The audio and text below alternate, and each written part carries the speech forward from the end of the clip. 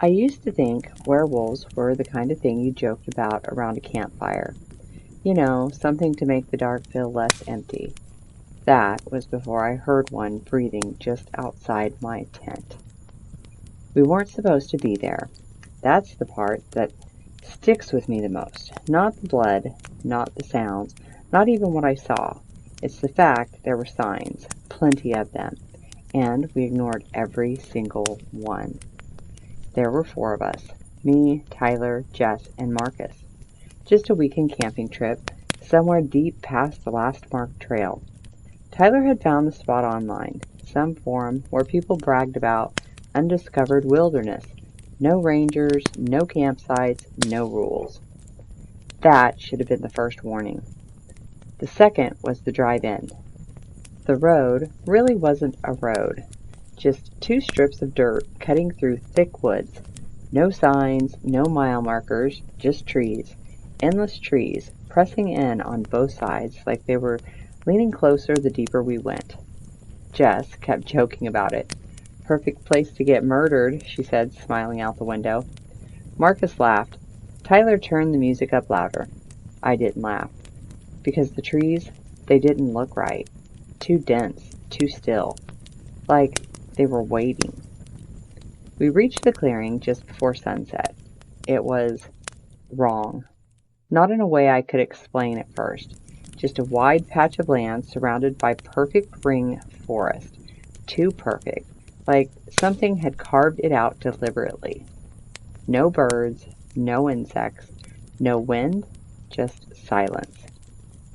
Dude, this is awesome, Tyler said, already unloading gear. Jess stretched. Yeah, creepy awesome. Marcus nodded. Let's set up before dark. And that was it. No one questioned it. No one suggested leaving, even me. The first sign came while we were setting up the tents. Tracks.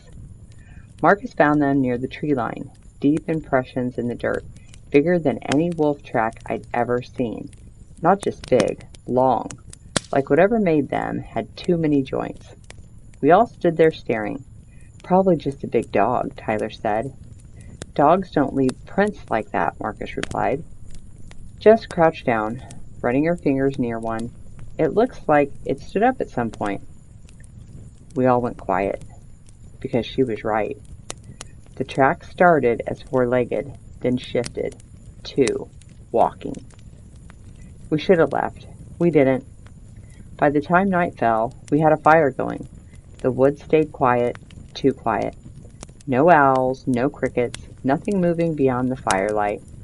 It made the darkness feel thicker, like it had weight. Jess noticed it first. Do you hear that? We all stopped. Listened. Nothing. That's the problem, she said. We tried to shake it off, told stories, laughed louder than we needed to. And every so often, one of us would glance toward the trees. And every time we did, it felt like something had just stepped back out of sight. The first howl came around midnight. Low, long, not like a wolf. It didn't echo. It didn't fade naturally. It just stopped, like something had cut it off mid-breath. Jess grabbed my arm. That's not normal. Marcus stood up, scanning the tree line. It's close. Tyler tried to laugh. Relax. Probably just... The second howl came. Closer. And this time, it sounded like it was trying to mimic something. Not quite right. Like it was learning. We didn't say it out loud, but we all felt it. We were being watched. We decided to turn in, which, in hindsight, was the worst possible choice. Splitting up, putting thin layers of fabric between us and whatever was out there. I lay in my sleeping bag, staring at the ceiling of the tent, waiting, listening. That's when I heard it. Footsteps. Slow, heavy, circling. Not four-legged. Two. I held my breath. The steps stopped right outside my tent. Then came the breathing. Wet, deep, too close. I could hear the air pulling through teeth that weren't meant for speech. And then, a voice. Soft. Wrong. Hello. It was Jess. Or it sounded like her. But Jess's tent was on the other side of the clearing. I didn't answer. The thing outside my tent shifted, sniffed, then scratched, long claws dragging lightly across the fabric. "Let me in." Same voice, almost perfect, but stretched, like it was being worn. I stayed silent. Every instinct screamed at me to run, to shout, to do something.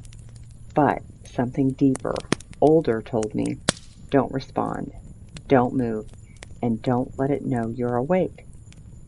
The scratching stopped, the breathing lingered, then footsteps again, moving away. A few seconds later, I heard a scream. Real this time. Marcus!